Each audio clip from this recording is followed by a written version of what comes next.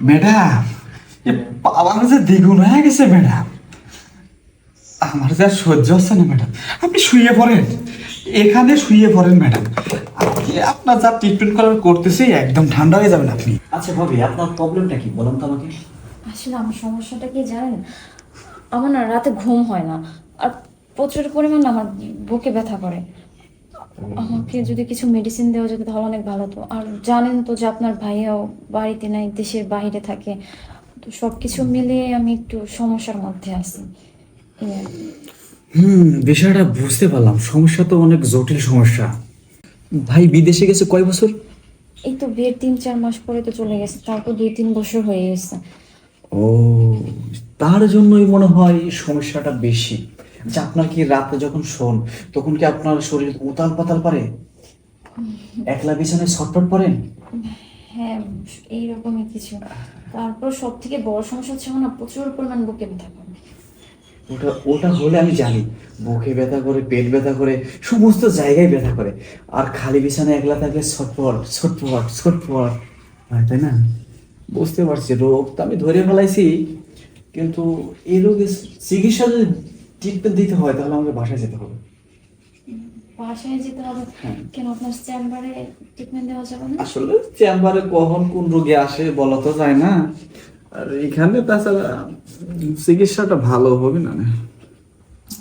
আচ্ছা, আপনার কাছে আসুন তো, দেখি দেখি আপনি পাওয়ারটা বৃদ্ধি না কম।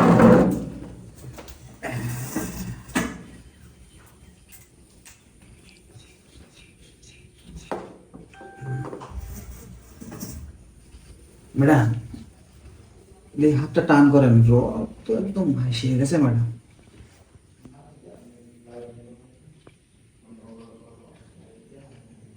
ম্যাডাম, যা ভাবছিলাম তাই হয়েছে। আপনার তো পাওয়ার দ্বিগুণ হয়ে গেছে।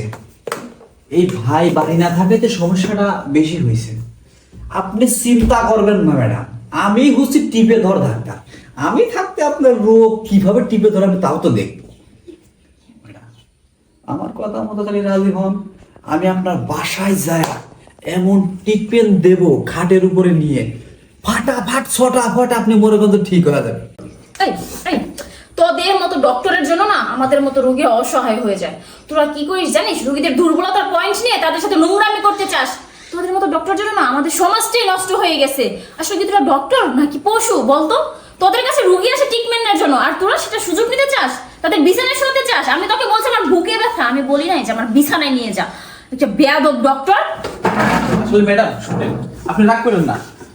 শুনেন আসলে কি হয়েছে, আসলে মনে করেন যে আমি তো মনে মনে ভাবছি যে ও তো ভাই আজকে 5 বছর ধরে বিদেশে গেছে, আমি মনে মনে ভাবছি তাহলে তো আপনার পাওয়ারটাও দ্বিগুণ হয়েছে, সেই জন্য আর কি আমি বলছি ম্যাডাম। তোদের মতো ডক্টরকে না আমার ভালো করে চেনা আছে। তোর নামে তো আমি মামলা করবো, বেয়াদব একটা। ম্যাডাম, ম্যাডাম চেক আপটা করে দেন।